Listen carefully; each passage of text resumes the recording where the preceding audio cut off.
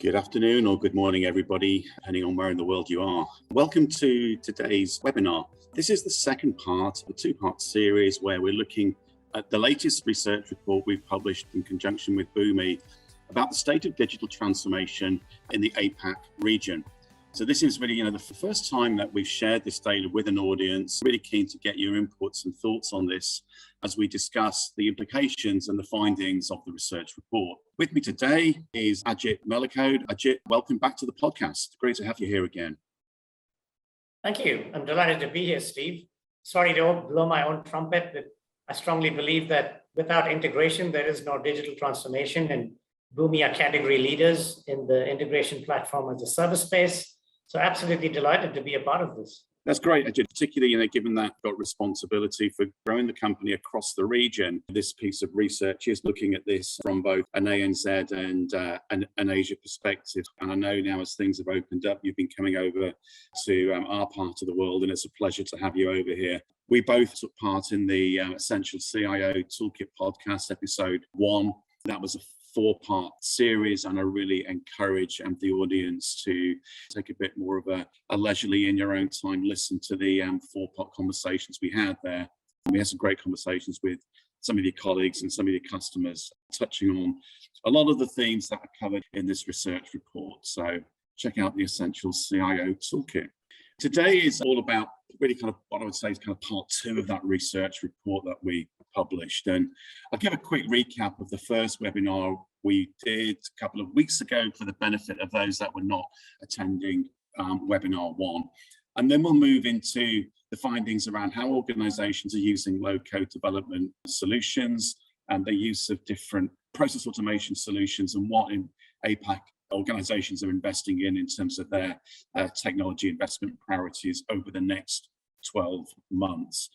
So just a recap in terms of the research methodology and who we spoke to. So this is a survey of IT leaders. They completed a 10-minute online survey.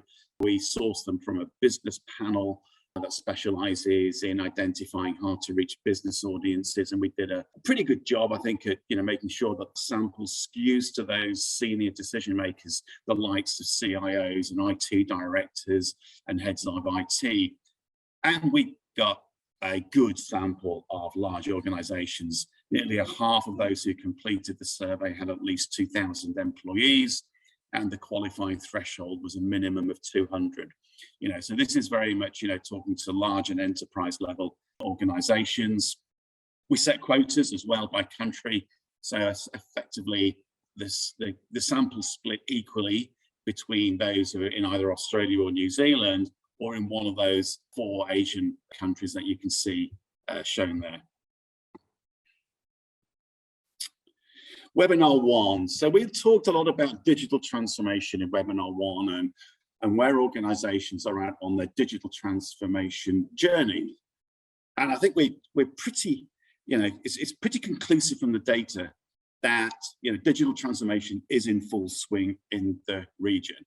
A third, 35% of the sample rated their organization's digital transformation project as highly effective. In other words, they gave their organization a 9 or a 10 out of 10 in terms of the effectiveness of those projects. But also, over a half, I think some 60% or so, thought that they were ahead of their peers. And, clearly not everybody can be ahead of their peers. So there's probably a little bit of overestimation there, maybe in some areas. But when we looked at what organizations are actually doing and their maturity in other areas, those that are highly effective are also rating themselves much more highly in terms of really being able to meet their customers on their journey to deliver a personalized experience, ultimately, having that high level of maturity around customer experience. They're also more mature in terms of their use of artificial intelligence, to use that from just a data management perspective, being able to extract and process that data, but also to kind of relieve the pressure from frontline staff and, using tools to automate a lot of those repetitive manual tasks that are not great for human beings to be doing. Now, turning to the point that Ajit was making about platforms, those who are rating their digital transformation projects as highly effective, they're much more likely to be using platforms to connect all of that data, to connect those systems and applications. Ultimately, they're saying that is helping to really improve digital transformation projects. And again, demonstrating the point that Ajit made is that you can't do digital transformation effectively without the right kind of platform. When we look at those who are using an integration platform, 83% of those use a platform who are effective at digital transformation are using an integration platform. Those organizations are much more likely to see benefits. Benefits, they're not just about this, it's not all about the technology benefit. The benefits that they're seeing are, yes, improved data accessibility, of course you'd expect that, but improved productivity, increased profitability. Ultimately, the conclusion of that first webinar is that this is about business change, business transformation enabled by best-in-class technology. So that's a recap of webinar one. Do you have anything else to add to that? Anything else, your reflections on that first webinar? Yeah, it's interesting to see that, more than half believe that they're ahead of their peers. Besides being a mathematical impossibility, or even if it is a mathematical possibility, that's one heck of a skewed curve. I think this sort of talks to the very varied definitions of what digital transformation is. It's not just about converting processes to bits and bytes, but more of a cultural transformation. So you can't mechanistically just, set up a website, connect IoT devices, have some sort of AI ML program and name and say, hey, we've achieved digital transformation. That would be like giving a smartphone to someone who's only used an analog, phone all their lives without an instruction guide or without, talking about the possibilities. So I just wonder whether this highly skewed view of how well people are doing is maybe, the lack of a uniform definition of digital transformation across the industry, across sectors, across different companies, maybe, the lack of uniform benchmarks that people can robustly share, which is what you're trying to achieve today. And also just maybe not fully discovering the art of the possible that's out there. I go to many customers and they say, hey, we're good. Our digital transformation program is going just pretty well. And then, I show them some of the tools that we have. We talk about some of what is out there on the market. We do have lots of competitors, so we just have open conversations and they go, wow, I didn't know that. If you take the example of Ampol, the old erstwhile Caltex business in Australia, petroleum retail, gas stations and retail outlets. They achieved their integration 70% faster at 30% of the previous cost, using an iPaaS platform, our iPaaS platform in this instance. And, that's a new possibility. The example I give is almost one of, medieval doctors. At one point in time, they used to cut, people's arms and, drain blood as a cure for almost everything. At one point in time, doctors used to recommend cigarette smoking as a way to develop healthy lungs. So similarly, there's lots of people embarking on digital transformation projects, drinking the Kool-Aid on jargon. For example, people believe that APIs and API-led integration is probably the best and fastest way to achieve integration. Actually, the fastest growth that we've seen is customers going off that approach and coming to a more hybrid agnostic approach of either using connector-led integration or API-led integration. Because the moment you go to a pure API-led integration approach, which is what the perception of good seems to be around, you have experience APIs, you have process APIs, you have systems APIs, and you overlay this on each and every business process and each and every application. Before you know it, you have hundreds of API endpoints, an unwieldy API library, cost surprises and time surprises on your integration project. So I would say overall, Steve, it's a matter of discovering what's out there. It's the old, Donald Rumsfeld adage of the unknown unknowns. And as you discover new tools, new platforms, suddenly the art of the possible on digital transformation looks very different. And secondly, it's about making uniform the definitions of what digital transformation is. And for me, digital transformation needs to be more about cultural transformation, a new way of doing things. The way I see it is you first connect your business, then you modernize, move to the latest platforms, cloud or whatever that may be. Then you transform your processes to do things a different way. And then finally, you free up time for innovation. Just connecting doesn't qualify for digital transformation. Correct. No, you're absolutely right. And then I'm thinking of some of the clients that I work with who are on that journey, and they've embraced, for example, agile methodologies, and that's not about the technology that they use, but it's fundamentally about the way teams are formed, the way teams work, the way teams work through their workflow, and so on. And it is a complete cultural transformation in those organizations. Just use that as kind of one example, but you cannot do this by plugging in just new technology. It has to be led from the top, and as you say, it has to be about transforming the culture top to bottom. Yeah, one other point I'd make, Steve, is just on the theme of cultural transformation. I think IT teams have come a long way. I mean, digital transformation can't be just an IT project. It needs to be as part of that cultural transformation, a business-wide project. Multiple functions need to be involved. It needs to be, driven by examples of leadership by doing from the top. Can't be just IT. I kind of get the sense that IT have come a long way from, waterfall V to agile, from a world of sequential, developing, testing, and then throwing back into the developer stage to DevOps and even to no ops. I don't think that lean culture, that agile culture has transcended to all parts of the organization. You still have IT leading the way on lean ops, on DevOps, even on no ops, but that culture of working like that, I don't think is transcended out of IT, which is why I also see that a lot of my customers who are successful at digital transformation are also those where all the different functions get together. Digital transformation is not just an IT project, it's a business-wide project. And I see a lot of leadership by the top table by walking the talk on digital. And we've been growing extraordinarily fast, across this region. When I joined, a couple of years ago, we had 7,000 customers. 3 weeks ago, when we did the first version of the seminar, we had 18,000 customers, and I've just got an update. There were 20,000 now.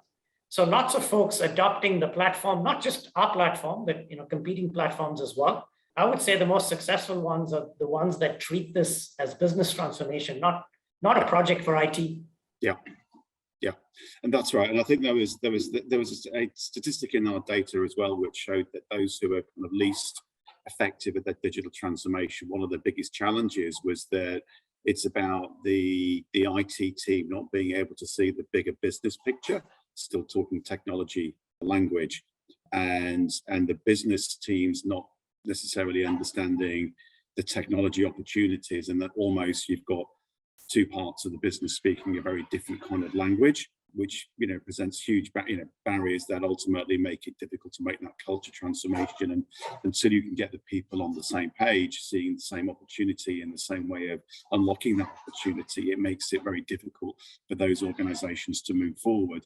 We've seen great success from those digital first companies who've been founded on the premise that everything they fundamentally do is shaped, enabled, and growth driven by digital, versus not the clean slate companies who've been kind of slow to adopt that. But I think it's really, you gave Ample as an example, who are probably the best example of a years ago would not be classified at all as a clean slate company. But we discussed Ample at considerable length on the podcast series, and I think it's fascinating to see how an organization very rapidly have embraced not just the technology, but it's been that culture change that's happened in a very large organization. And as you said, they've had the dual whammy of, well, triple whammy maybe. They've had the issues around COVID, the impact of the knock-on effect of that in terms of how we drive, where we work, etc., and the fact that they lost the Caltex brand and had to resurrect an old nostalgic brand called Ample. So I think it's an amazing case study. Yeah, I mean, I think as organizations evolve, they stop chasing jargon, tech jargon for the sake of it. We all saw the back of Airline Pocket magazines that talked about cloud, and then we've moved from that to actually, asking, what do I get from moving to the cloud? What does it do for the business in terms of translating costs from CapEx to OpEx, making me more agile? Similarly, I think a lot of companies are questioning the various digital transformation tools and questioning what was previously taken for granted. Oh, low code must also involve, things like using APIs for integration. And companies like Ample have discovered that's not probably always, true as best case. If you use just exclusively API-led integration, you're going to lead to API sprawl, API catalog sprawl, and counterintuitively, that's going to be more costly. It's going to take more time to run integrations and consequently digital transformation. It's what Ampol's CIO called spaghetti junctions integration as a consequence of using too many APIs. I had an example of another manufacturing customer that spent a significant amount, almost 7 digits in dollars, before realizing that just running on APIs, because APIs was such a cool term and API management was such a cool term and API-led integration was seen as the only way forward, realized very quickly that API sprawl can lead to significantly higher costs and cost surprises and significantly more time and complexity to execute integration projects.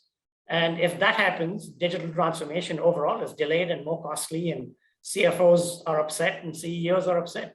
So there's a lot of discovery that happens, Steve, as businesses become more cross-function led and more business led, and ask hard questions on what is an API? What does it do for us? Why do we have to integrate only using APIs? Or what is this jargon on AI, ML? What does it do for me? And what is low code? I know you're going to cover that next. You've got to ask the basic questions, almost like a kid going, I don't get it. What does this mean for me and the business? Yeah, absolutely. And using your medieval doctor metaphor, it's a bit like, the medieval doctors putting leeches onto your body to go and drain the blood. And it's almost like you kind of these organizations with hundreds of APIs stuck all over them, having the blood leached out of them rather than enabling real change. I might stretch that metaphor a little bit too far. So let's get into low code. And again, I think it's important to kind of de-jargon some of this as well when we get into low code. When you look at those who are highly effective at digital transformation, you've got 83% said they're already using a low code application development solution. So Ajit, can we just de-jargon what is low code? Again, if I read a Gartner report, it tells me about low code versus no code, etc. For some people, this could all be quite confusing. Could you help? Can you illuminate us, please? Yeah, sure. Low code, plain English is just using as little code as possible to achieve, IT outcomes.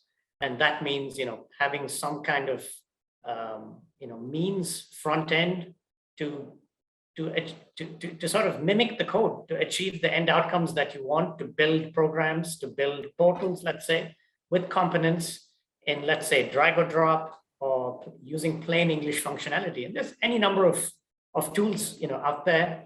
Boomi's integration platform, for example, is low code. It's GUI enabled at the front end, which means you can drag and drop, click, and achieve the same end outcomes as putting in a lot of coders on it.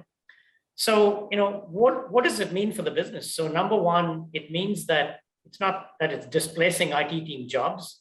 It's just making sure that the IT team achieve their end outcomes as fast as possible as well, that you're not spending time developing these tools yourself, for the front ends, that you're spending time on what's actually important for the business. I talked about connecting, modernizing, transforming. You really spend a lot of time on transforming and innovating rather than writing code for really basic stuff.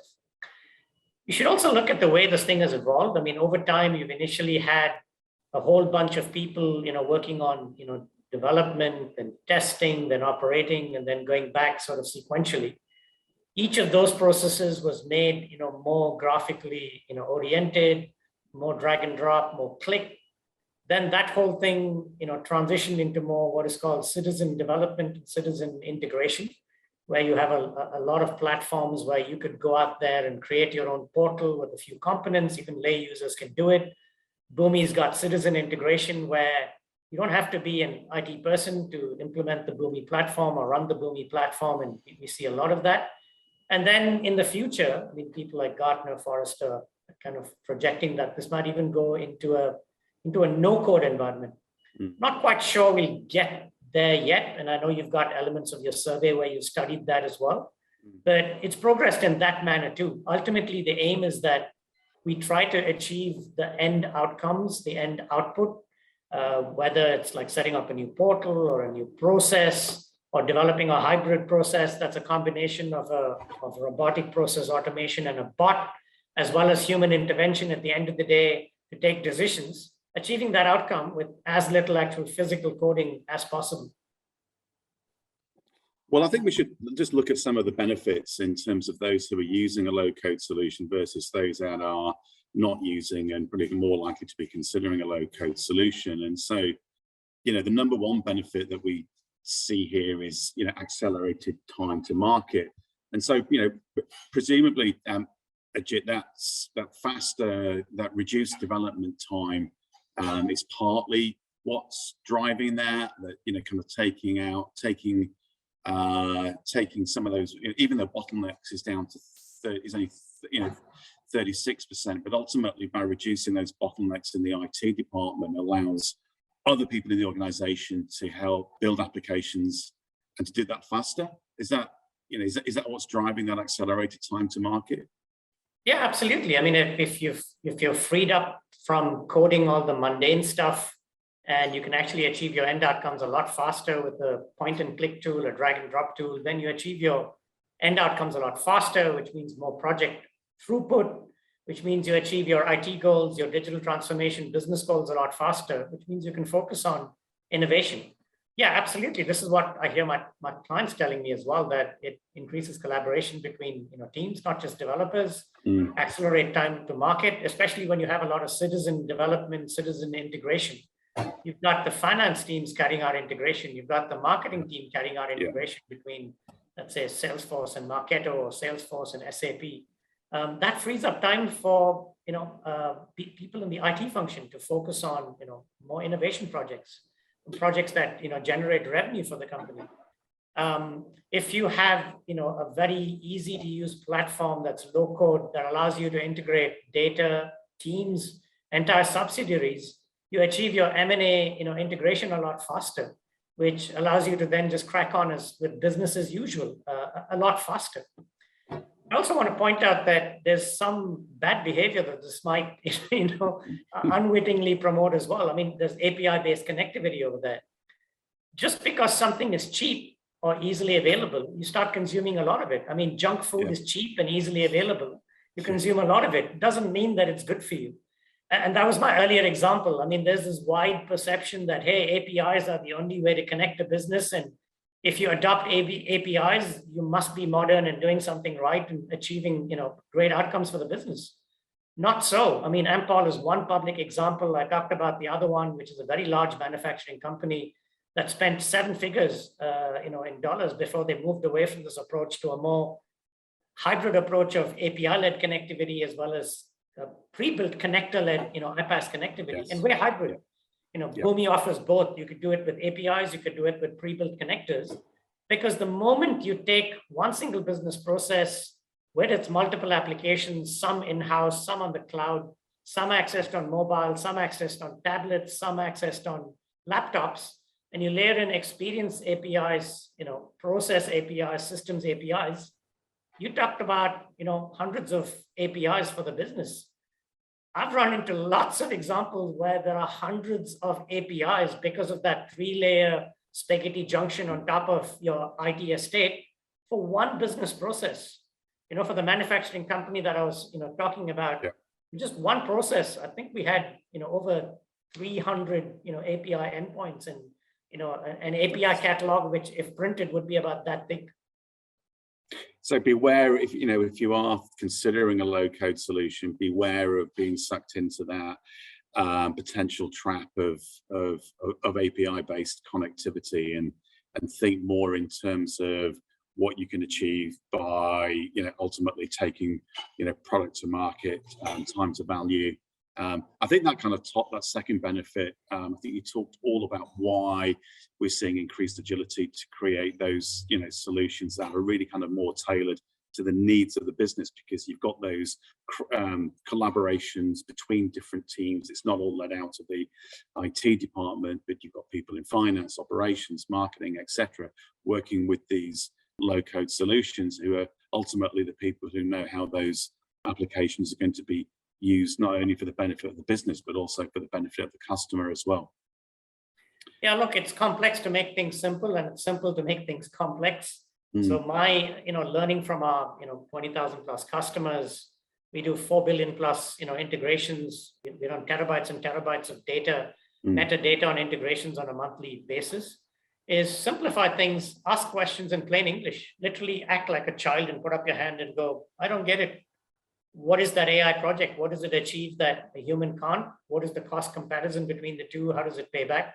Or why are we moving to an API-led connectivity approach? Are we doing it because it looks cool? Why are we moving to these three clouds and not these two cloud platforms? Is it because they're the most famous ones? I would say distill all questions down and make them really simple. Ask plain English questions on what does this actually do for the business versus chasing whizzy terms like API, microservices, multi-cloud, whatever the latest jargon is, in that month. I mean, microservices is another one. People are all moving to a container-based approach, microservices. But if you distill down microservices to plain English and look at the principles behind microservices, it's componentization. It's making things into products, not wide projects. It's breaking down individual output that you require into bite-sized components and trying to execute each of those components with its own resources. You need to ask, is there another way of achieving those same end outcomes? That same modular outcome, that same breaking down components and getting bite-sized output, is there another way of achieving that? And there might be multiple ways of achieving that. So if I look at integration as one example, you can run a Boomi atom or molecule by itself behind your network. You can run it on the cloud, or you can run it in a container. So there's multiple approaches there, even in microservices. So I would say, just like questioning everything from a business-oriented and business and culture transformation perspective, I would say question all projects from a plain English perspective. Even if you are a techie, question it first from first principles and say, can I achieve my business outcomes in a cheaper way, a faster way? Because that would be what's right for the business. Those are the right questions to ask. Talking of questions, there's a question from our audience who says, should we be concerned, I think they're reading the data points at the bottom of the chart here, should we be concerned that 24% of those who are using a low-code solution say there are no benefits for using low code to build applications? That's a tough question. Good question. Yeah, it's a great question. I mean, I was quite curious about that as well. I mean, I know when we did the survey live now, we had a much smaller component of people saying that they don't use low code. But it, again, depends on how you define benefits, right? That's the key. So if you define benefits as a low code solution, frees up more time for IT folks to focus on more transformation and innovation projects. A low-code solution allows multiple functions who are citizen integrators like finance and marketing to carry out their own integration projects at a very small budget for very little time. I mean, for example, talking of Boomi, it takes a couple of weeks to learn Boomi skills in this highly constrained talent market. You don't need a PhD to do a Boomi project. You don't need to hire PhDs to implement Boomi.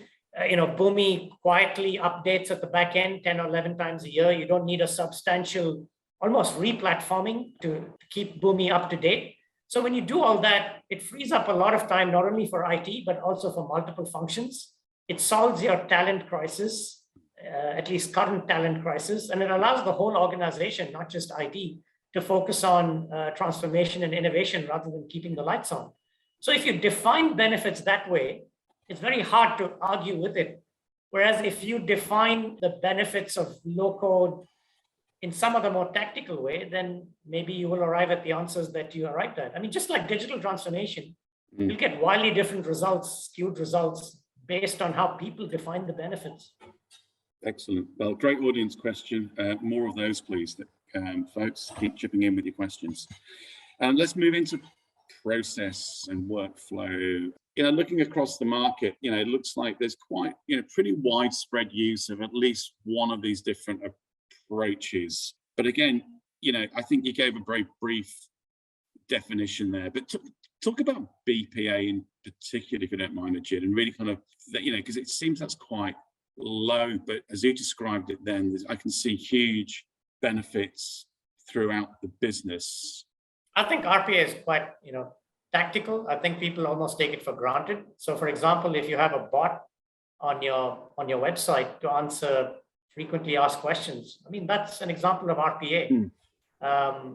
It's used more commonly than people, I guess, expect. I guess people are almost taking it for granted here.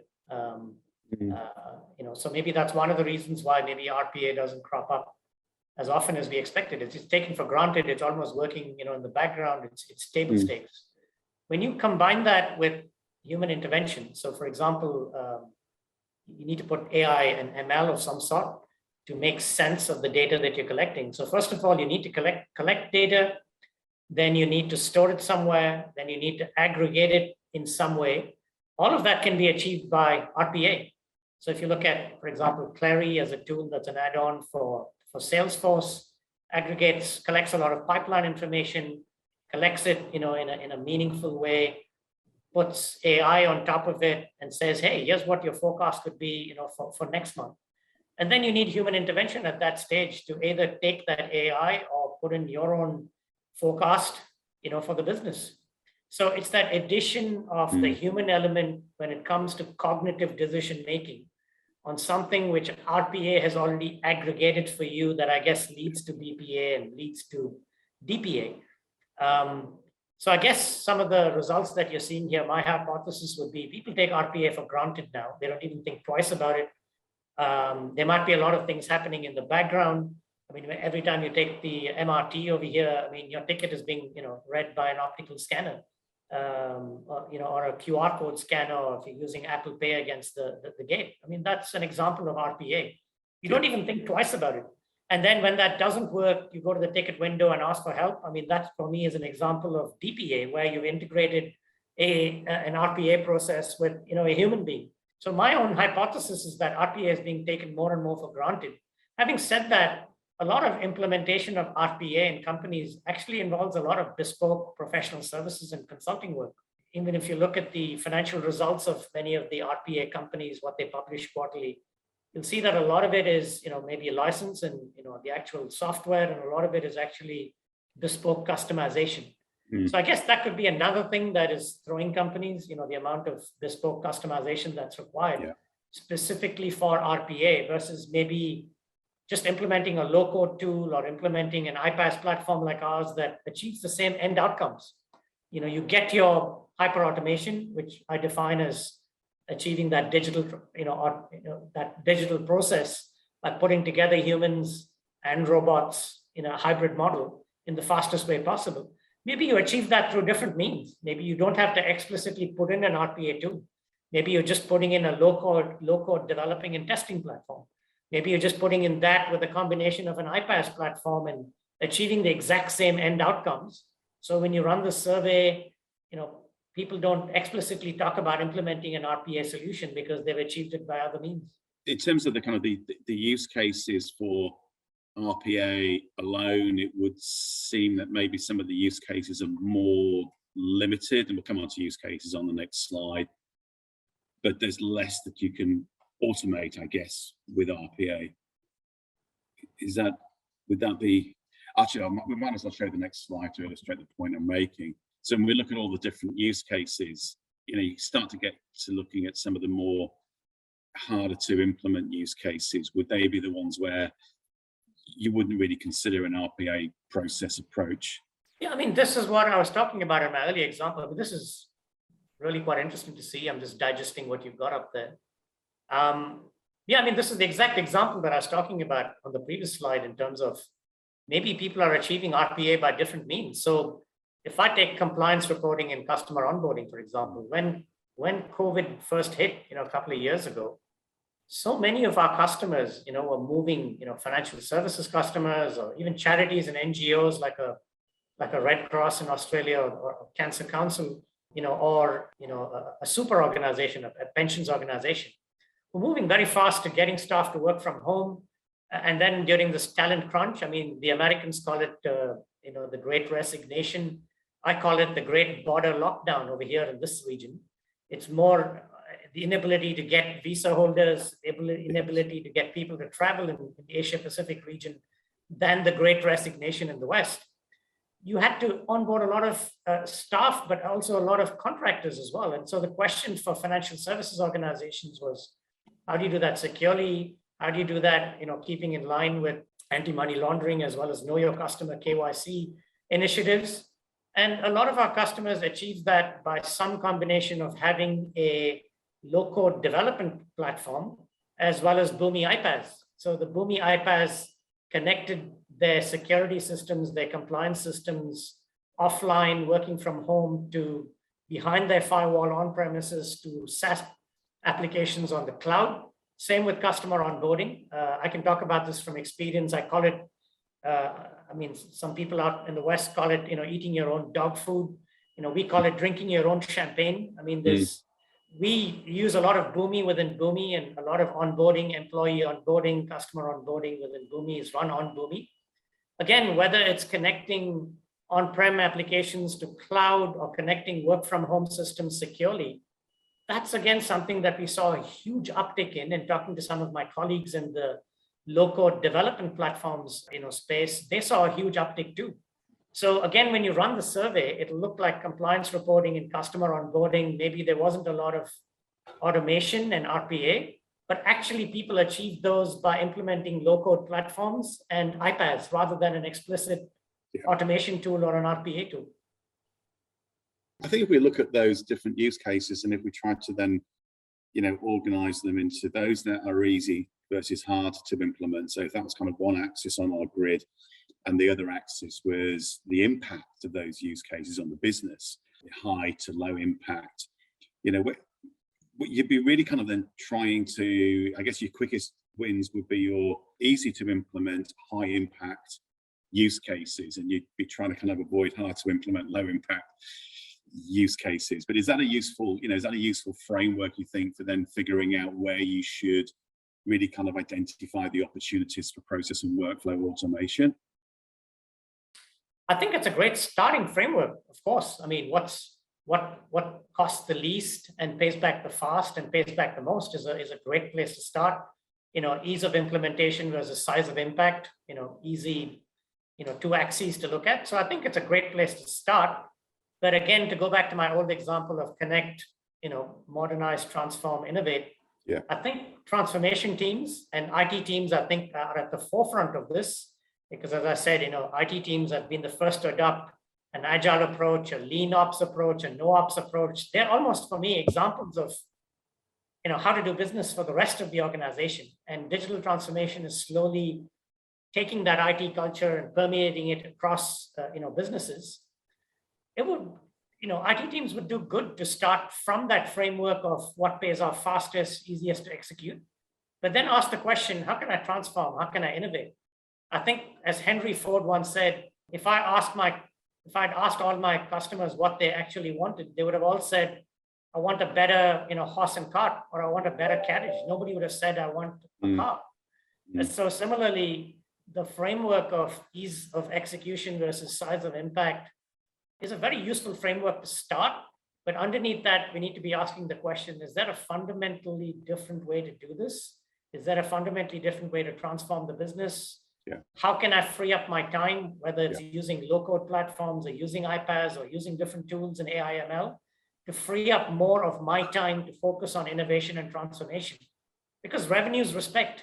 The more you innovate, the more revenue you create, and the more revenue you create, the more budgets you get. It's more respect all around for the digital transformation team as well as the IT team.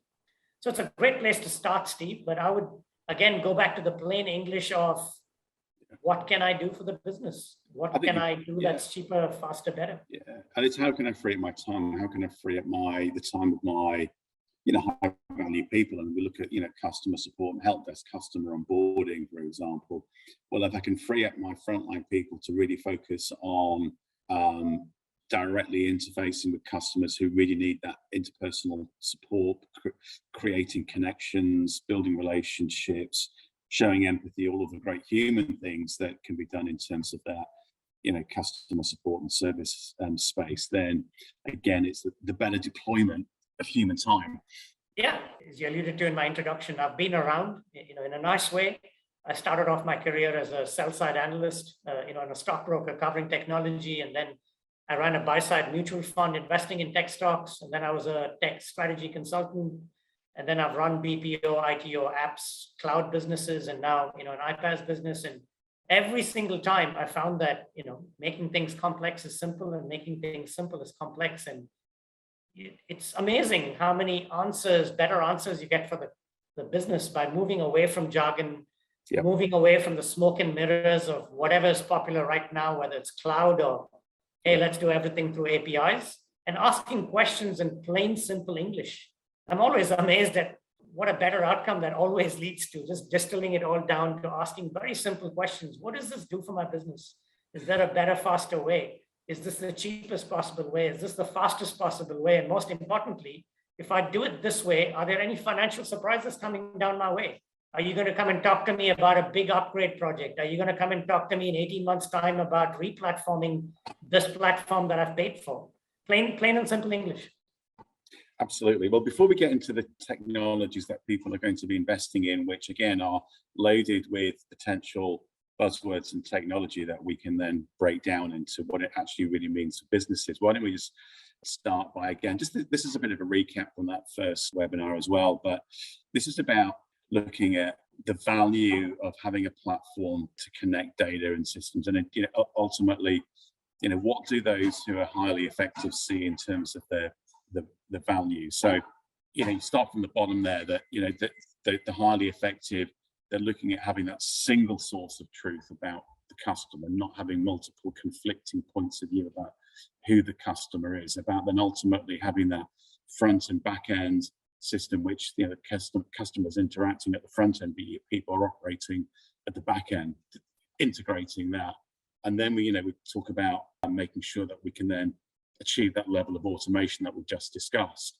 Then it's about shifting applications and services to the cloud, and then moving to the top, it's the platform to connect those systems together, which ultimately is going to give us that accurate, consistent, and complete data, which then brings us back to having that single source of truth about the customer. I think it's important just to look at that before we then look at what those three groups, the less effective, the effective, and the highly effective, say they're going to be investing in the next 12 months. So it's coming back to this investment in cloud native applications. That is what highly effective organizations are doing. But from that automation perspective, it's also about security and automation. But because also they've already invested heavily and seen the value of connected platforms, connected data to platforms that enable connectivity, and they've seen the value of that from a business perspective, they're much more likely to look at investing now in predictive analytics and insight platforms. And for me, I think the implication is that there's a lot of technology now that's being invested in. Look at connected devices, Internet of Things, which generate a lot of data. But again, the value is not in just having devices connected for the sake of it, but they're smarter, they're more intelligent. The devices that ultimately enable a better customer experience. But equally, that means that you need platforms you really need best-in-class platforms to manage and connect that data. But you need to ask questions, well, what if? What's going to happen next? It's beyond the wit of humankind to interpret all of that data. So you need to be investing in machine learning and artificial intelligence to be able to interpret and predict where to go next, and to support that human decision making. Yeah, interesting to see that. I mean, just going back to my old point on stop chasing jargon, stop chasing what's the latest fad, ask basic English questions to get at the root of things. I kind of hypothesized that this is what this chart shows. So if you look at the difference between the less effective and the highly effective, on whatever is mainly technology driven, cloud native applications and platforms, great. I'm going to cloud because everybody else is going to cloud. The difference is between 45 and 63%. Similarly, I've automated security, table stakes, and that's what people are paid for. As IT, I run good security. It's a tick. If you look at that true transcendence from just connecting and modernizing your business to transforming and innovating, the real differences come at the bottom of this chart. 37% difference on virtual reality. 26% difference on robotics, 14% to 40%. And that's where you begin to see the real difference between people who are just putting a tick mark saying, oh, everybody's gone to cloud. My CEO saw cloud on the back of an airline, package, and he or she was pressurizing me to do it. Tick, I've done that. Oh, security. I mean, it's all the malware is top of mind. I've done a security project. That's table stakes. That's what we in IT are paid to do. Our job in IT is never done.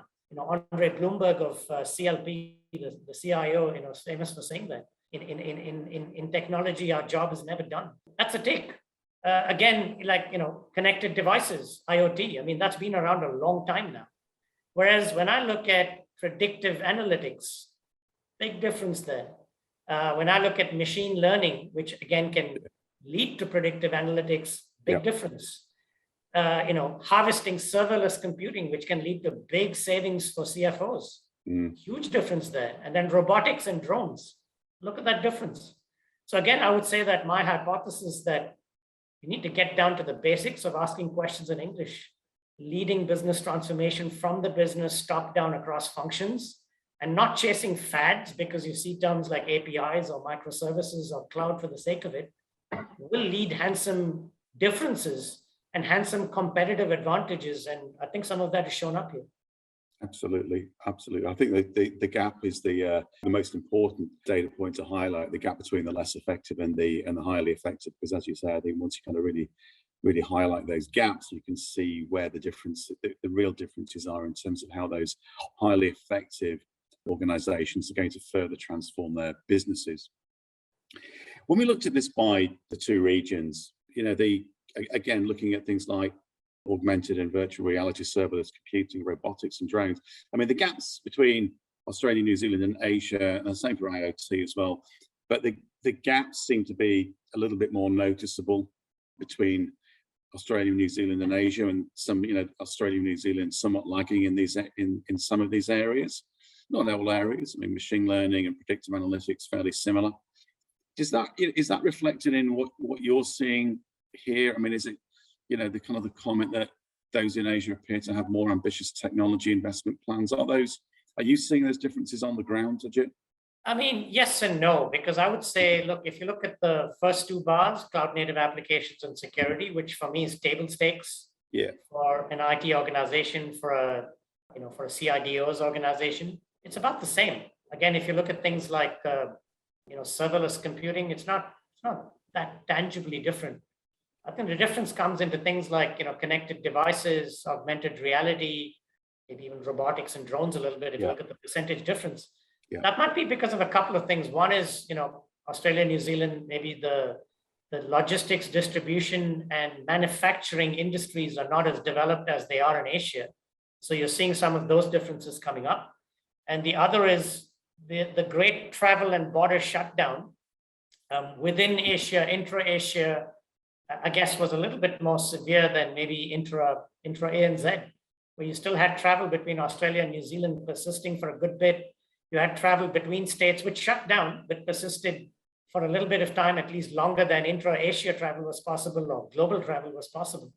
So my hypothesis here would be that in the table stakes for IT and CIDO organizations, it's not that different, which is the first two bars and maybe the second last bar. But in other stuff, it's probably the differences in the great border shutdown and the differences in the basic industrial fabric of manufacturing, logistics, and distribution.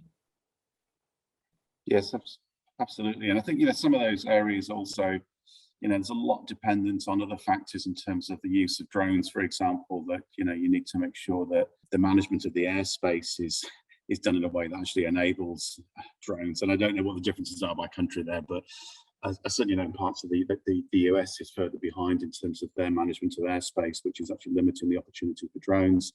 But, augmented and VR, a lot there dependent on consumer adoption as well, and be interesting to see how, the next couple of years, metaverse turns into a business opportunity. But interesting to see that those organizations in Asia are slightly further ahead.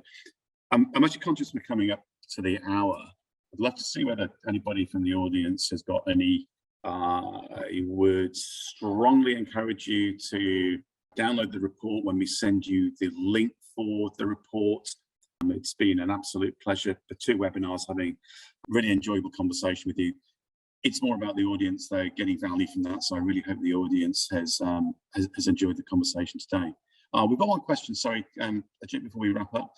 Question is, do you see any correlation on digital transformation against data governance? Yeah, absolutely. Getting a single view of the customer is absolutely important. I'll go back to integration again. One of the key roles of integration is to provide that single view of the customer, of the partner, of the supplier network, single source of the truth. Because whether, for me, again, I'll say it again, there's no digital transformation without integration. And for me, you can do integrations via APIs or pre-built connectors. It doesn't matter what you use, a good API or a good connector, except, API leads to sprawl later on, as we discussed, but neither of them should matter if you don't have a good view of the customer at the back end, if you don't have a good, data cataloging product where you know the provenance of where your data comes from, who cleansed it, who's accessed it, who keeps accessing it, and a golden record of some sort that gives you a single truth for this chart, not only about the customer, but also about partners, about your network. Without that, you're just exposing a good integration and a good digital transformation effort to bad data at the back end. So data governance and having that single source of the truth is absolutely essential to integration, which in turn is absolutely essential to digital transformation. Great question. Yeah, I think also thinking about how you're using AI as well in the business. And I think that if AI is part of your digital transformation journey, and we know that those who are advanced in terms of digital transformation are using AI extensively, you have to kind of come back to first principles there as well, I think, in terms of how you use AI ethically, because that ultimately comes down to the way you manage that data. So if you're using that data, if you're using the wrong data, if you're using unclean data, if you're using data that ultimately, has flaws and biases in it, that's bad data governance. That's ultimately going to, lead to bad customer outcomes. I mean, interesting, you might still get, it still might drive your digital transformation, but you've got to think about the customer outcomes there as well. Absolutely, and I agree on that, Steve. And there's another great question on how do you size up for a small business? Yeah, I mean, there are fixed costs of a digital transformation effort that you can't avoid, but this is why you need to go out and look for new tools. I mean, iPaaS is one of those tools. There are low-code platforms. Yes, it is a paid per seat, which is why it's more important to adopt these low-code platforms, because low-code platforms, I mean, they can be typically done for hundreds of dollars, doesn't even have to be thousands of dollars.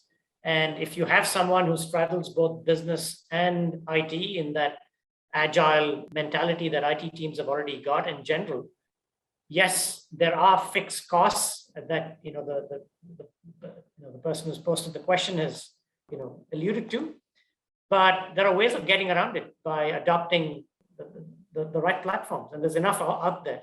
If you want to message me or Steve, we can take your question in greater detail on what costs you're trying to avoid and how you're trying to ramp up and in what area.